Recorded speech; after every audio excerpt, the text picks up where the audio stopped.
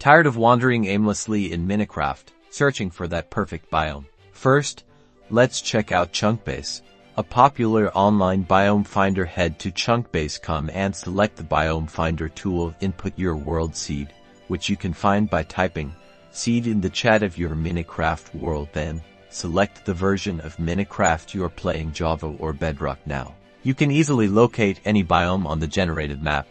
Another method is using the debug screen. This is exclusive to Java Edition. Press F3 or F and F3 on some keyboards. To open it, look for the biome line. As you move, the biome updates in real time, revealing your current location. In both Java and Bedrock, you can use the locate command. Open your chat and type locate biome_name. Replace biome_name with the biome you want. Like Minecraft Desert or Minecraft Jungle, the command will give you the coordinates of the nearest instance of that biome. Of course, don't underestimate good old exploration.